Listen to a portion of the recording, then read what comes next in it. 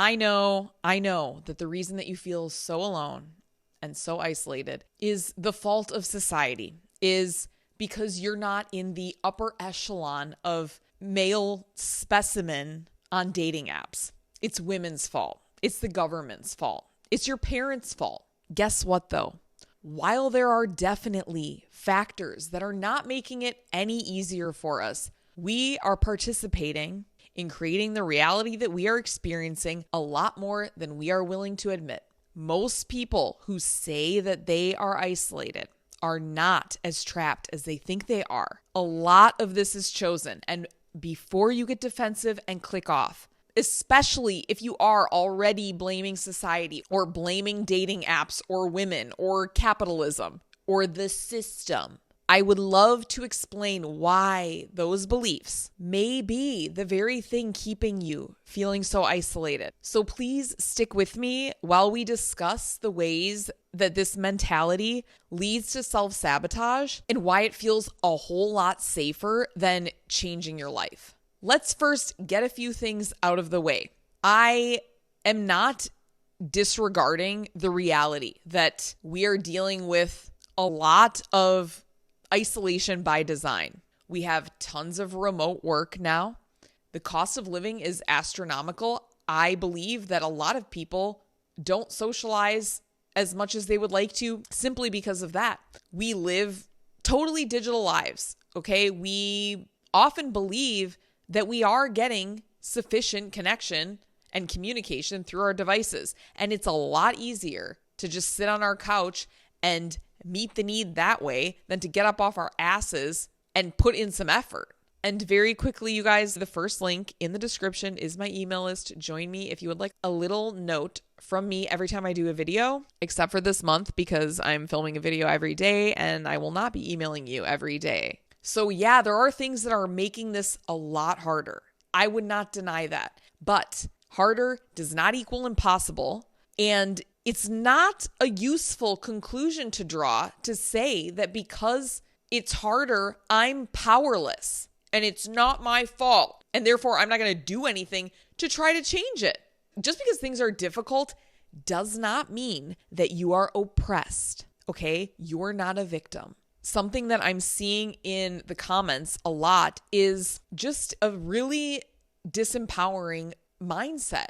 And a lot of people who chalk it up as being unlucky, being unwanted, being overlooked, being rejected by society. And one commenter in particular said something that I wanted to expand on, and that's why I'm recording this video. He posed the question kind of about himself, whether he is contributing and whether his isolation is voluntary because he feels like an outcast, or whether it's involuntary, whether it is the product of modern society. And really, he was saying that, it's probably both, but how much of it is voluntary versus involuntary? I think this is a fantastic question to be asking yourself.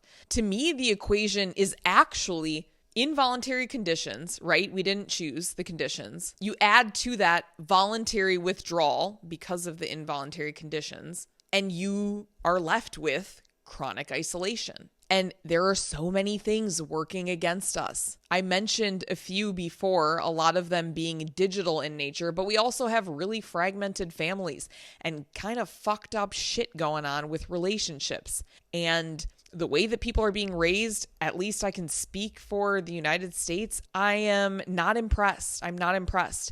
I'm not impressed with, like, most young people, and even my generation. I'm not saying like that it's any better, but the interpersonal and relational skills of my generation and younger, and I would be like a millennial, is just leaving a lot to be desired. And I even see it in people that are older than me, because to be quite honest, being on the dating apps, it is the most underwhelming experience. Happy to have been off of them for a few weeks. And not that I spent much time on them to begin with, but like every once in a while you open it and you kind of just like do 2 swipes and you realize that this is going to be a complete and utter depression session. So you end up just closing it immediately. You don't even waste your time. But we will get into that a little bit more later. The qualities that I think a person may be refusing to kind of acknowledge within themselves are a lot of avoidance, a lot of resentment, a lot of ego protection, fear of rejection, learned helplessness, and just this idea that like I shouldn't have to change and I shouldn't have to try. And there's nothing about me that could possibly be contributing to this issue. And there's nothing that I could do to improve it. Poor little me. Nobody likes me. Nobody wants to spend time with me. Nobody wants to have a relationship with me. Is that helpful? Like, I get it. It's hard, but it's available. Connection is available. It actually is available. We do have to work a little harder for it, yes. But what I think a lot of people want is they want connection without vulnerability. They want it without any adaptation, without any effort. And I'm sorry, but that's a choice. Here's the thing. I'm always cautious, or I try to be, talking about victimhood because it's really hard because usually when you're talking to someone who's in that state, they're so defensive. And basically, their rational thinking mind just goes offline immediately when you address them that way. And so it's really hard to have a conversation with them. It's really hard to reason with them. It's really hard to get them to see things clearly and to see what they're doing. Depending on how tied to that identity they are, it can be like impossible. It can really be impossible because it's like, it's such a threat. It's such a threat to the core of who they are, of who they believe themselves to be. And the reason why it's such a seductive mentality, because it gives you like a moral superiority. I am broken. I am broken because of society and because of all the ways in which the system is fucked up and has, abused me. It also offers a lot of protection for the ego because it's not your fault. Nothing's your fault. There are a million different things and people that you could blame. We could all do it. We could all blame so many different circumstances and people and events that have happened. Like, where does it end? You don't have to take responsibility. I mean, if you want to live like that, if you want to be a victim and decide, because it's a decision, that you have no agency in your life, it gives you permission to not do anything. Because if you're not responsible for anything that happened, and if it all happened to you and you have no control, then there isn't anything that you can do to fix it, right? Because if you had agency and if you had control and if you could change things, then this wouldn't have happened. You would have done it. But it's someone else's fault. Someone did it to me. I don't have control. There's nothing I can do. So I'm just going to pout about it. And this becomes an addiction for people. It feels so comforting, but it will paralyze you. It paralyzes your entire life. You will never make progress and you'll never get out of the state that you're in, and things will never improve. And that's the thing, is these people are in pain and they're angry and they're resentful and they want to be out of that pain, but they cannot detach from the belief that it's someone else's fault and that they are powerless. Another angle that I've seen a lot of people take in the comments, I'm only speaking about men here only because men are the only ones I'm seeing blaming the opposite sex in the comments for all of this. I don't see any women blaming men for why they're lonely. And the thing is that I don't know if you guys think that you're the only ones that are lonely and struggling and don't have connection, but women are struggling too. And they're not blaming men for that. I think that in a lot of ways, even though women are more, you could say more emotional and more maybe emotionally chaotic, I also think that women are actually better at regulating their emotions and meeting a lot of their own needs. I think that men struggle more, especially when it comes to like relational stuff and touch and physicality and that type of connection. I do not want to turn this into a men versus women debate, but I do want to clarify some things. One is that loneliness doesn't just equate with a lack of sex and romantic access. I am talking about this loneliness thing and this isolation and this like lack of connection. And you always see men immediately just go to like sex and romantic partnerships and then saying that how long it's been since they have had sex or been intimate with a woman and no one wants to date them, and it's, you know, it's because they're not in the top 10% of males on dating apps and women aren't choosing them. And it's like, okay, you guys, connection and touch and interpersonal relationship is about so much more than that. Okay, that's not what I'm talking about. That falls under the umbrella, but it's not specifically what we are talking about here. So I see men collapsing all connection into women's sexual availability. And I'm sorry, but doing that shows a lot of, I would say, emotional underdevelopment on their part, a lot of laziness in thinking, and a lot of really convenient externalization. Women are not, you know, emotional support pets. They're not just meant to be buffers to your loneliness. They are not rehab facilities for immature, unintegrated men. I am sorry if that sounds harsh. And by the way, speaking about this, I'm not in the upper 10% of males or whatever, top 10% of males on dating apps. It's not women's job to lower their standards to soothe the despair of men on these apps. I understand, and by the way, I do understand that this goes both ways and that there is an argument to be made on the other side.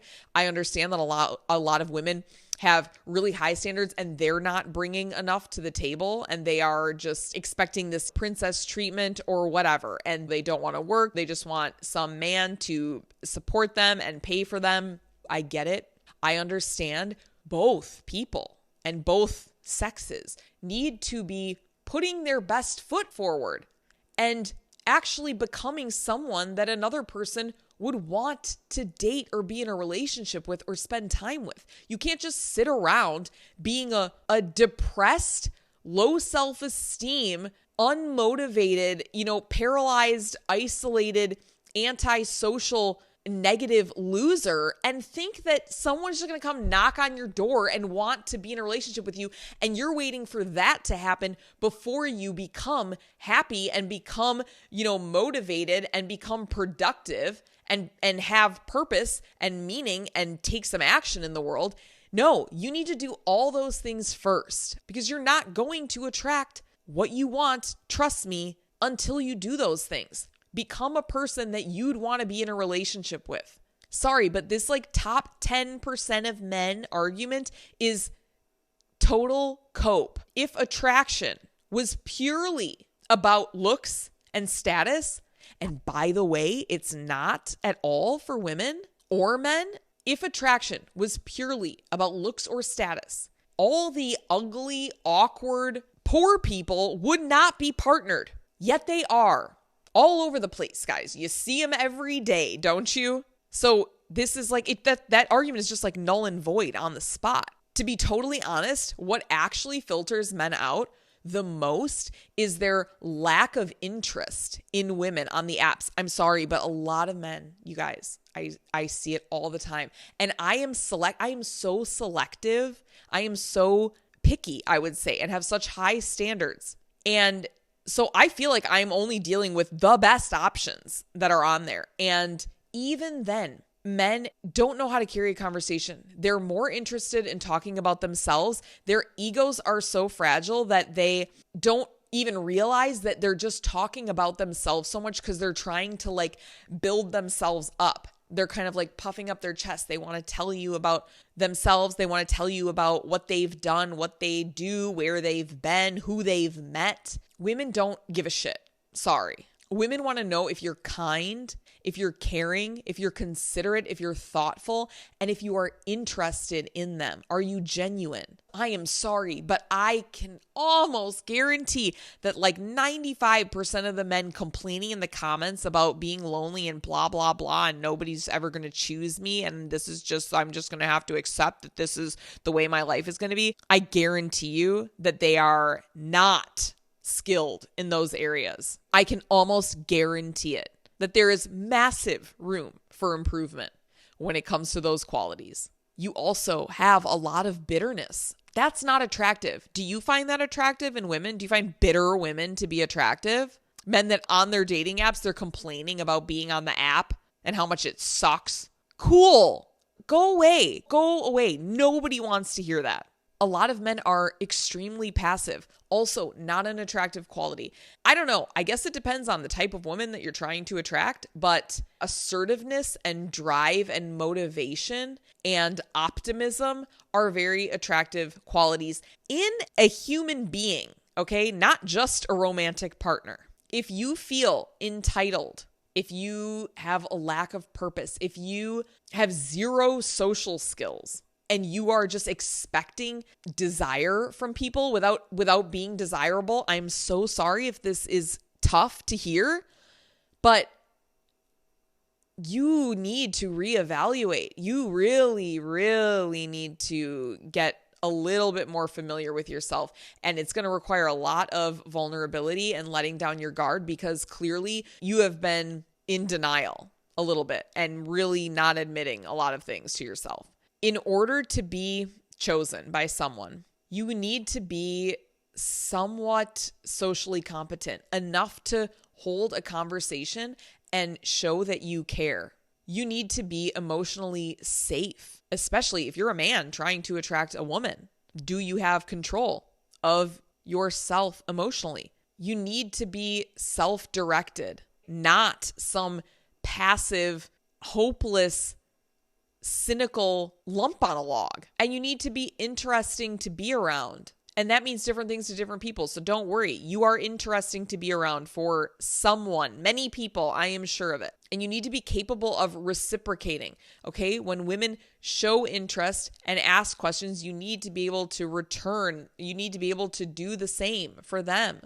And you probably need to do a better job of selecting people on dating apps if that's where you are, to be completely honest, because maybe you are not swiping right on the correct people because you're just looking for someone who is like attractive and who you'd want to sleep with. Like maybe you need to really reevaluate that and think about the qualities that I actually want in a person, because there is a lot that you can gather about someone from their profile and the way they talk about themselves and what they decide to share. It says a lot. So I am sorry. I didn't even expect to talk so much about this particular thing, but I think it needs to be said. And by the way, I know I'm a woman saying this and a lot of men are going to be like, fuck you, bitch. But there are plenty of men, because all the people actually that I listen to speak about this are men that coach and help other men. So there are men that understand this and are resilient enough to hear this type of feedback and accept it. And I know a lot of men that agree with this, and maybe it would be easier to hear it from another man. I don't know. But the longer that you remain in denial about it, the longer you're going to suffer, and you'll just continue to rot away in these like red pill incel forums or whatever for the rest of your life. As I said before, women are also lonely. They respond differently though. Women tend to actually internalize their loneliness. They tend more often to say, what's wrong with me? And men tend to externalize the blame and say, who fucked me over? It's her fault. It's women's fault. The fuck is wrong with people? Then they tend to isolate further, and then they sexualize the problem and completely avoid emotional skill building. Massive generalization, you guys. I understand that, but I'm just making my point. Women tend to overfunction emotionally and do more emotional labor on behalf of others and on behalf of men than they do on behalf of themselves. They also tend to seek therapy and support far more often than men do. I'm not suggesting that every man like go seek therapy or whatever, but you need support. So both people are suffering. They just have different coping strategies, but it's actually the same epidemic. Now, the distinction I've been making is between voluntary and involuntary isolation, right? I want to make it clear that by voluntary, I don't mean intentional. It's not even that you want to be isolated. It's just that when I say voluntary, I mean that you are maintaining the condition by your behavior. So that's voluntary. Like it's not out of your control. It's in your control. whether or not it's your preference. It's what you're choosing. And you can say that you didn't choose it, but if you're not reaching out to people and you're not learning social skills and you don't know how to tolerate discomfort and you're not risking rejection by putting yourself out there, romantically or otherwise, and you're not changing any of your patterns and you're still holding on to resentments, then that's where agency lives, whether you like it or not. I said that isolation is often avoidance. A lot of people isolate because they don't like who they are right now, and they are afraid that connection will expose that. And by the way, I want to say that while I don't think it's impossible to find love, even if you actively don't like who you are, I think it makes it a lot more difficult to attract someone worth attracting. For a lot of people, it feels a lot safer. It feels safer to just be lonely than to be rejected. Again, while it may not be what you think you want, you are choosing it because you're trying to protect yourself. Agency is the scariest part of all this because it means that you can change things, which means that you are responsible if you don't. The fact that you have the ability to do so makes it so that if you're not doing it, the onus is on you. There are people forming deep connections every day in the same society that you are blaming. And please remember, you guys, I'm saying this as someone who totally understands. I am single, I live alone, and I am not getting the level of connection that I want. I'm not getting the amount of touch that I want. I would love to be spending more time with people that I feel really comfortable with, that feel like family, that feel close, that feel, it's so cliche, but feel like home, feel like you can just be yourself. That to me is like the best thing, because when there's no expectation of performance and you just feel safe in other people's presence, that's the best. And it has been a long time since I have had that. And since I've been in a living situation, especially, that was like that. Like 15 years maybe. So please know that I am not above this. I'm not. Like, clearly I haven't figured it out yet with dating and relationships. Like, otherwise I wouldn't be in this situation. I think that we are all single for different reasons. I would say that I don't think that for me it's for a lack of trying and putting myself out there. I think I'm just a very special snowflake. And as I said before, yes, I do have pretty high standards for what I'm looking for. Am I going to regret that in the future? I don't know. We will see. Isolation isn't always trapping people. Sometimes it is protecting them. So I would ask you, if you're feeling this way, what is it protecting you from? Just ask the question, and maybe you'll come up with nothing, but maybe not. Maybe there is something there. And when you're finally willing to just risk some discomfort, maybe rejection, some awkwardness, instead of defending this story that you have about yourself in the world, that is when connection is going to become possible for you again. Thank you guys so much for watching. I appreciate you. I will see you very soon in the next video. Ciao.